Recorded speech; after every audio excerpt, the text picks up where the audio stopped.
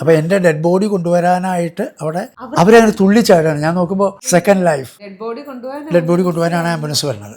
അപ്പോൾ 2015 എൻ്റെ മരണമാണ് ഗുരുവായൂരപ്പൻ തന്ന ഒരു വലിയൊരു ഗിഫ്റ്റാണ്. മരിച്ച് ജീവിച്ചതാണ് ഇപ്പം ഞാനിവിടെ ഇങ്ങനെ ഇരിക്കാനുള്ള കാരണം. തിരുമേനിയുടെ ഗുരുവായൂരപ്പൻ തന്ന ലൈഫാണിത്. ഗുരുവായൂരപ്പനെ അന്ധമായി വിശ്വസിക്കാം. എല്ലാവർക്കും നമസ്കാരം. എല്ലാവർക്കും ഇന്നത്തെ ഒരു പുതിയ വീഡിയോയിലേക്ക് സ്വാഗതം. ഇന്ന് നമ്മോടൊപ്പം ഉള്ളത് എല്ലാവർക്കും അറിയാവുന്ന പോലെ ഗുരുവായൂരപ്പൻ്റെ കൂടെ നിന്ന് ഭഗവാനെ സേവിക്കാൻ ഭാഗ്യം ലഭിച്ച കോടി സതീശൻ തിരുമേനിയാണ്. അപ്പോൾ അദ്ദേഹത്തോട് നമുക്ക് വിശേഷങ്ങളൊക്കെ ചോദിച്ചറിയാം. നമസ്കാരം തിരുമേനി. നമസ്കാരം. ഗുരുവായൂരപ്പൻ ഭഗവാൻ തിരുമേനിയുടെ ജീവിതത്തിലെ ഒരു മറക്കാനാവാത്തൊരു അനുഭവം അങ്ങനെ ഉണ്ടോ? ധാരാളമുണ്ട്. അതിൽ ഏറ്റവും വലിയ ജീവിതത്തിൽ വ്യക്തിപരമായിട്ടുള്ള ഒരു അനുഭവം എന്ന് പറയുന്നത് എൻ്റെ ഈ ജീവിതം തന്നെ ഒരു രണ്ടാം ജന്മമാണ്. വീണ്ടും എന്നെ ഇവിടെ ജനിപ്പിച്ചു എന്ന് വേണം പറയാൻ. ഗുരുവായൂരപ്പനാണ് വലിയൊരു അനുഗ്രഹം. അതിനൊരു കാരണമുണ്ടായ എന്താണെന്ന് വെച്ചാൽ, ഞാൻ തമിഴ്നാട്ടിലൊരു പൂജയ്ക്ക് പോയതാണ്. തമിഴ്നാട്ടിലെ പൂജയ്ക്ക് പോയി ഏകദേശം ഒരു 10-18 മണിക്കൂറോളം ഭക്ഷണം പോലും കഴിക്കാതെ ഒരു പ്രത്യേക ഹോമാണ്, ഒരു ഗായത്രി ഹോമാണ്. 10-18 മണിക്കൂർ വന്നു. അത് തമിഴ്നാട് രീതിയിലുള്ളൊരു ഹോമായിരുന്നുകൊണ്ട് അത്രയും നേരം ഉണ്ടായിരുന്നു. ഭക്ഷണം കഴിക്കാൻ പാടില്ല. സാധാരണ നിലയ്ക്ക് അത് വെള്ളം പോലും കഴിക്കാണ്ട് ജപിക്കേണ്ടതാണ്. ഈ ഗായത്രി മന്ത്രമൊക്കെ ഞങ്ങൾ സാധാരണ ജപിക്കുന്നത് ജലപാനം ഉപേക്ഷിച്ചിട്ടാണ്. തമിഴ് സമ്പ്രദായത്തിലൊക്കെ ആണെങ്കിൽ അവർ ഇടയിൽ ഭക്ഷണമൊക്കെ കഴിക്കും. അത് തമിഴ് രീതി അങ്ങനെ. രാവിലെ എത്ര മണിക്കാണോ പൂജ കഴിയുന്നത് അപ്പോഴേ അവർ ഭക്ഷണം കഴിക്കുള്ളൂ, അപ്പോഴേ അവർ വെള്ളം കുടിക്കുള്ളൂ. സാധാരണ ഒരു ഹോമം എന്നേ ഞാൻ പ്രതീക്ഷിച്ചുള്ളൂ. എന്നെ വിളിക്കുമ്പോൾ അവിടെ ചെന്ന് പൂജയൊക്കെ തുടങ്ങിയപ്പോഴാണെന്ന് മനസ്സിലായി ഇത് വലിയൊരു പദ്ധതിയാണ്. 10-18 മണിക്കൂറോളം വേണം. ഞാൻ ഒന്നും കഴിക്കാതിരുന്നു. അതൊരു ഇടുങ്ങിയ സ്ഥലത്തും കൂടിയാണ് പൂജ ഉണ്ടായിരുന്നതെന്നുള്ളത്. ഈ 18 മണിക്കൂറും ആ പുക ശ്വസിക്കേണ്ടതായിട്ട് വന്നു.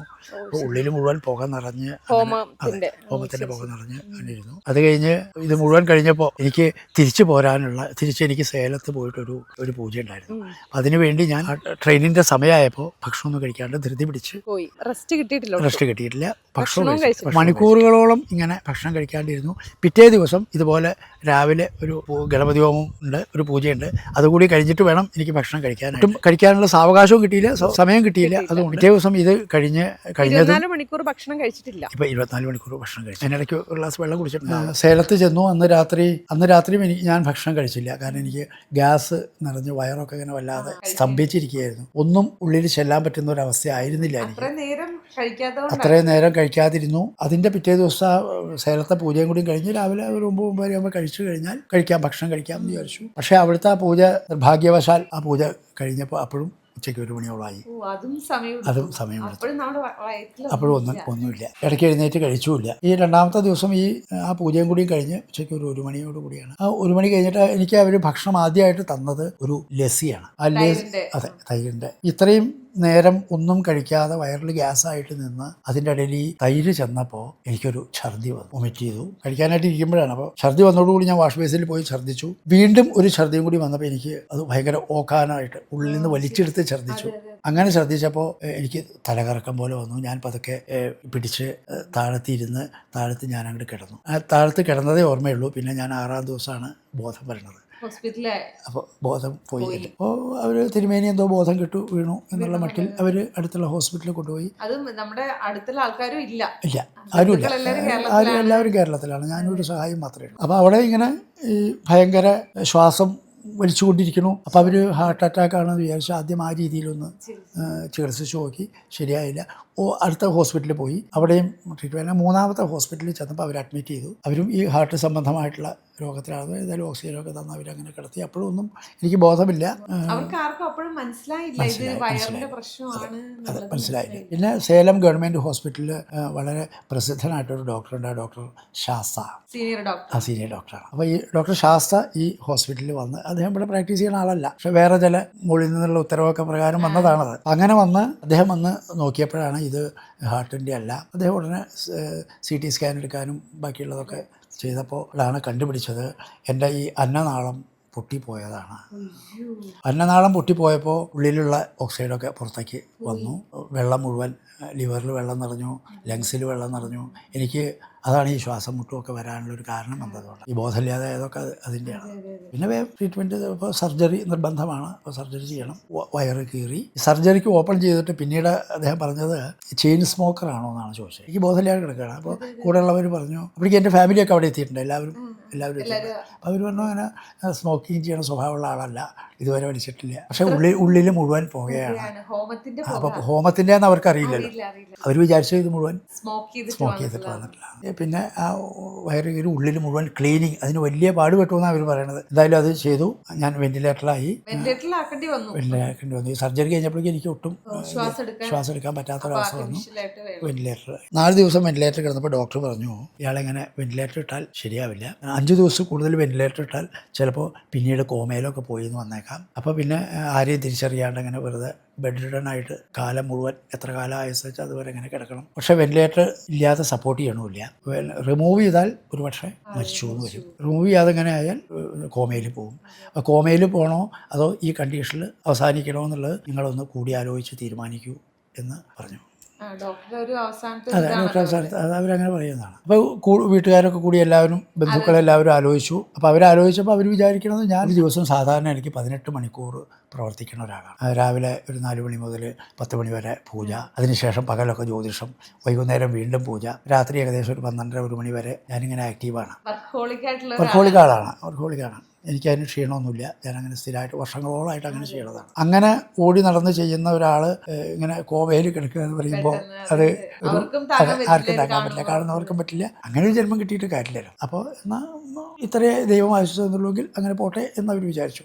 പക്ഷെ അവരപ്പോൾ വേറൊരു കാര്യം ആലോചിച്ചു.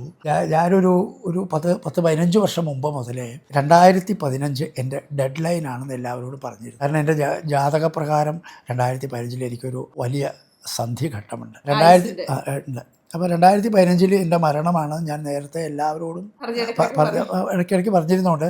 ഇവരൊക്കെ അത് അതെ ഇയാളെന്നെ പറഞ്ഞിട്ടുണ്ട് 2015 മരിക്കുമെന്ന്. അപ്പോൾ പിന്നെ ഇപ്പോൾ സമയമായി, പോട്ടെ, അപ്പോൾ എന്താ ചാവട്ടെ എന്നാൽ വെന്റിലേറ്റർ കട്ട് ചെയ്തോളൂ എന്ന് തീരുമാനിച്ചു. അപ്പോൾ ഡോക്ടർ രാത്രിയാണ് ഇത് സംസാരിക്കുന്നത്. ഡോക്ടർ പറഞ്ഞു ഞാൻ നാളെ രാവിലെ ഒരു 7 മണിക്ക് റൗണ്ട്സിന് വരും. രാവിലെ വരുമ്പോൾ ഇത് വെന്റിലേറ്റർ എടുക്കാം. വെന്റിലേറ്റർ എടുത്താൽ നിങ്ങൾ ഡെഡ് ബോഡി കേരളത്തിലേക്ക് കൊണ്ടുപോകണം. ഇവിടെ ആംബുലൻസ് അതിന് സൗകര്യമില്ല. തൊട്ടടുത്തൊരു ആശുപത്രി ഉണ്ട്, അവിടെ നിങ്ങൾ ആംബുലൻസ് അറേഞ്ച് ചെയ്തോളൂ. രാവിലെ 7 മണിക്ക് ഇത് കട്ടി. രാവിലെ 7 മണിക്ക് ആംബുലൻസ് അറേഞ്ച്ഡായി. ഡെഡ് ബോഡി കൊണ്ടുപോകാനാണ് ആംബുലൻസ് വരുന്നത്. പിറ്റേ ദിവസം രാവിലെ ഡോക്ടർ 7 മണിക്ക് വന്നു. ഡോക്ടർ വന്ന് ഇനി എന്തെങ്കിലും ഒരു കേസ് വരാതിരിക്കാൻ വേണ്ടിയിട്ട് അവിടുത്തെ എല്ലാ സ്റ്റാഫിനെയും ICUയിൽ കൊണ്ടുവന്ന് എല്ലാവരുടെയും സാന്നിധ്യത്തിൽ വെച്ചാണ് ഇത് റിമൂവ് ചെയ്യണത്. റിമൂവ് ചെയ്തപ്പോൾ പെട്ടെന്ന് ഞാൻ കണ്ണു തുറന്നു. റിമൂവ് ചെയ്ത് അപ്പോൾ ഞാൻ കണ്ണു തുറന്നു. അറിയില്ല, ഗുരുവായൂരപ്പൻ്റെ കഥ. കണ്ണ് തുറന്ന് ഞാൻ എല്ലാവരെയും ഐഡൻറ്റിഫൈ ചെയ്തു. കണ്ണ് തുറന്നപ്പോൾ തന്നെ ഡോക്ടർ എന്നോട് ചോദിക്കുന്നു, തമിഴിലാണ്, എങ്ങനെയുണ്ട് സുഖമാണോ എന്ന് ചോദിക്കുന്നു. അപ്പോൾ ഞാൻ തമിഴിലും സുഖമാണെന്ന് അങ്ങനെ പറഞ്ഞു. ഇംഗ്ലീഷിൽ വേറൊരു ഡോക്ടർ ചോദിച്ചു, ഇംഗ്ലീഷിൽ മറുപടി പറഞ്ഞു. അവർക്ക് ഭയങ്കര ഹാപ്പിയാണ്. അവരങ്ങനെ തുള്ളിച്ചാടാണ്. ഞാൻ നോക്കുമ്പോൾ അപ്പോൾ എനിക്കിതൊന്നും അറിയില്ല, ഞാൻ ആശുപത്രിയിലാണത് പോലും എനിക്കറിയില്ല. ഡോക്ടർമാരൊക്കെ തുള്ളിച്ചാടണു. ഒരു ഡോക്ടർ വേഗം പുറത്ത് പോയി ഇവരോട് പറഞ്ഞു ബോധം വന്നു. ഞാൻ ശരീരത്തിൽ ഇങ്ങനെ തട്ടിയിട്ട്, തലയിലാണെന്ന് തോന്നുന്നു, തലയിൽ തട്ടിയിട്ട് പറയണു നിങ്ങളെ ദൈവം രക്ഷിച്ചതാണ്. 5 ദിവസം ഞാനിങ്ങനെ വെന്റിലേറ്ററിൽ കിടന്നുകൊണ്ട് എനിക്ക് യാതൊരുവിധ ശരീരത്തിൽ സർജറിയുടെ വേദനകളോ ഒന്നും ഉണ്ടായിരുന്നില്ല. ഞാൻ വളരെ പ്രസന്നവദനായിട്ട് ഒരു ഉറക്കമുണർന്നാൽ എങ്ങനെയാണ്, അതുപോലെ സുഖമായ ഒരു ഉറക്കം കഴിഞ്ഞിട്ട് കണ്ണു തുറന്നാൽ എങ്ങനെയാണോ അതേ ഒരു അവസ്ഥയിലാണ് ഞാനപ്പോൾ ഇരിക്കുന്നത്. പിന്നെ പതുക്കെ ഡോക്ടർമാരൊക്കെ ഒരു നേഴ്സിനെ അവിടെ അറേഞ്ച് ചെയ്തിട്ട് അവരെല്ലാവരും അവിടെ നിന്ന് ഇറങ്ങിപ്പോയി. എന്നാൽ ഞാനൊന്ന് എഴുന്നേൽക്കാം എന്ന് വിചാരിച്ച് നോക്കിയപ്പോൾ എനിക്ക് എൻ്റെ കയ്യിലൊക്കെ ഭയങ്കര നീര്, കാലിനൊക്കെ ഭയങ്കര നീര്, കൈയൊന്നും അനക്കാൻ പറ്റില്ല. കിടന്നുകൊണ്ട് തന്നെ കയ്യിലേക്ക് നോക്കിയപ്പോൾ കയ്യിൽ നീര് കണ്ടപ്പോൾ വല്ലാത്ത ഭയമായി. കാരണം ഇനി ഞാൻ എഴുന്നേറ്റ് നടക്കില്ലേ, ഈ കാലും കയ്യൊക്കെ വെച്ചിട്ട് ഞാൻ എങ്ങനെ ജീവിക്കും? ആ സെക്കൻഡിൽ തന്നെ എനിക്ക് ഓർമ്മ വന്നത് ഞാനിത് ആശുപത്രിയിലാണല്ലോ ഇത്. അപ്പോൾ ആശുപത്രിയിലാണെന്ന് ഞാൻ അറിഞ്ഞിട്ടില്ല. ഇവരോട് സംസാരിച്ചെങ്കിലും അത് ആശുപത്രിയിലാണ്. അപ്പോൾ മനസ്സുകൊണ്ടും ആശുപത്രിയിലാണെന്ന് മനസ്സിലായി. ഞാൻ ഒന്ന് റീകോൾ ചെയ്യാൻ ശ്രമിച്ചു. അപ്പോൾ ഛർദ്ദിച്ച് മറിഞ്ഞ് വീഴുന്ന ഈ ഞാനവിടെ കിടക്കുന്ന ഒരു അവസ്ഥ എനിക്ക് ഓർമ്മ വരുന്നുണ്ട്. പിന്നീടുള്ളൊന്നും ഓർമ്മയില്ല. ഇവിടെ സർജറി കഴിഞ്ഞു എന്ന് ഞാൻ ആലോചിക്കുന്നില്ല, അതൊന്നും അറിഞ്ഞിട്ടില്ലല്ലോ. അപ്പോൾ ഞാൻ തോന്നി എനിക്കിനി പരസഹായം ഇല്ലാണ്ട് ജീവിക്കാൻ പറ്റില്ല. ഫീലിംഗ് വല്ലാണ്ട് അപ്പോഴാണ് ശരിക്കും ഒരു വിഷമം വന്നത്. സാധാരണ വെന്റിലേറ്ററിൽ നിന്ന് ഒരാളെ എടുക്കുമ്പോൾ തന്നെ ആർട്ടിഫിഷ്യൽ ആയിട്ടുള്ള ഓക്സിജൻ ആണ്. അതെ, അങ്ങനെയാണല്ലോ ചെയ്യണത്. അപ്പൊ ഗുരുവായൂരപ്പൻ കൊണ്ടുവന്ന് തന്നു നഷ്ടം. അത് ഓർമ്മിപ്പിക്കാൻ, ഇത് നിനക്ക് ഗുരുവായൂരപ്പൻ തന്ന ജന്മമാണ് എന്ന് എന്നെ ഓർമ്മിപ്പിക്കാൻ വേണ്ടി കുറച്ച് കഴിഞ്ഞപ്പോൾ വേറെ ഡോക്ടർ വന്ന്, മെയിൻ ഡോക്ടർ വന്ന് സംസാരിക്കുമ്പോൾ തിരുമേനിയുടെ ഗുരുവായൂരപ്പൻ തന്ന ലൈഫാണിത്, സെക്കൻഡ് ലൈഫ് എന്ന് അദ്ദേഹം പറഞ്ഞു. അപ്പോഴാണ് ഞാനിത് ഇങ്ങനെയൊക്കെ ഒരു അവസ്ഥയുണ്ടെന്ന് അപ്പോൾ തോന്നുന്നത്. അപ്പോൾ ഈ ഡോക്ടർ പറഞ്ഞു ഇത് അദ്ദേഹത്തിൻ്റെ ഇങ്ങനത്തെ ഒരു അസുഖം, ഈ എസോഫഗസ് കട്ടാവുക എന്ന് പറയുന്ന ഒരു അദ്ദേഹത്തിൻ്റെ ലൈഫിൽ ഈ സർജറി രണ്ടാമത്തെ ആണ്. ആദ്യത്തെ ആൾ ഫെയിലിയറായി അദ്ദേഹം മരിച്ചു. ആ ഡോക്ടറുടെ ജീവിതത്തിൽ രണ്ടാമത്തേതാണ്. അദ്ദേഹത്തിൻ്റെ ലൈഫിൽ ഇത് സെക്കൻഡ് ആണ്. അതെ, ഇത് മാത്രമേ രക്ഷപ്പെട്ടു. അപ്പോൾ അത് അദ്ദേഹം പറഞ്ഞു, ഞാനിത് രക്ഷപ്പെടുന്നു ഒരിക്കലും വിചാരിച്ചിട്ടില്ല. ആ ഡോക്ടർ അത് കഴിഞ്ഞിട്ട് ഇവിടെ വന്നു, അദ്ദേഹം പേര് വന്നു. നല്ലൊരു അതെ, അദ്ദേഹത്തിനും കൂടി അതേ ലൈഫിലൊരു വലിയ കാര്യമായിട്ട് തോന്നുന്നു. അച്ചീവ്മെന്റ് കൂടിയല്ലേ ഒരാളുടെ ലൈഫ്. അതും ഗുരുവായൂരത്തെ മേൽശാന്തിയാണ്. അത്രയും വലിയൊരു അങ്ങനെ ഒരാളെ തന്നെ തിരിച്ചു കൊണ്ടുവരാൻ പറ്റിയ ജീവിതത്തില് ഗുരുവായൂരപ്പൻ തന്നൊരു ജന്മമാണ്, രണ്ടാം ജന്മമാണ്. അപ്പൊ എന്റെ ഡെഡ് ബോഡി കൊണ്ടുവരാനായിട്ട് അവിടെ വന്ന ആംബുലൻസ് തിരിച്ചു പോണ്ടി വന്നു. അപ്പൊ ഞാൻ ഈ 2007 മുതൽ ഭഗവാനെ ഭജിക്കുന്നതാണ്, ഇന്നും ഭജിക്കുന്നുണ്ട്. അപ്പോൾ അതിൻ്റെ ഇടയിൽ അദ്ദേഹം പരീക്ഷിക്കും എൻ്റെ കൂടെ ഇത് തെരഞ്ഞു. പക്ഷേ ഇത് അദ്ദേഹത്തിൻ്റെ പരീക്ഷണമായിട്ട് ഞാൻ കണക്കാക്കണില്ല. കാരണം നേരത്തെ എൻ്റെ ജാതക പ്രകാരമുള്ളൊരു ഡെഡ് ലൈനാണ്. അതിനെയും കൂടി അദ്ദേഹം ഓവർകം ചെയ്തു തന്നു. 6 മാസം അദ്ദേഹത്തിനെ പൂജിച്ചുവെങ്കിൽ അതിന് അദ്ദേഹം തന്ന പ്രതിഫലമാണ് ഒരു ലൈഫ്. അല്ല, തിരുമേനി മുമ്പ് നമ്മളോട് പറഞ്ഞിട്ടുണ്ട് ഗുരുവായൂരപ്പന്റെ അമ്മയാണ് മേൽശാന്തി. അപ്പൊ അമ്മയെ ഒരിക്കലും ഒരു മക്കളും കൈവിടില്ല ഒരിക്കലും. അതിന്റെ ഒരു ഏറ്റവും വലിയൊരു അനുഭവമാണ്, സംശയമില്ല. അതുകൊണ്ടാണ് എനിക്ക് ഭക്തന്മാരോടൊക്കെ പറയാനുള്ളത്, ഗുരുവായൂരപ്പനെ അന്ധമായി വിശ്വസിക്കാം, അതൊരു വിഷമമില്ല, അതിന് ഗുണേ വരുള്ളൂ. അങ്ങനെ നമുക്ക് ഡേ ടു ഡേ കാര്യങ്ങളിലൊക്കെ പ്രയാസങ്ങളൊക്കെ ഉണ്ടാവാം, അതൊക്കെ മനുഷ്യനെല്ലാവർക്കും ഉണ്ടാവുന്നതാണ്.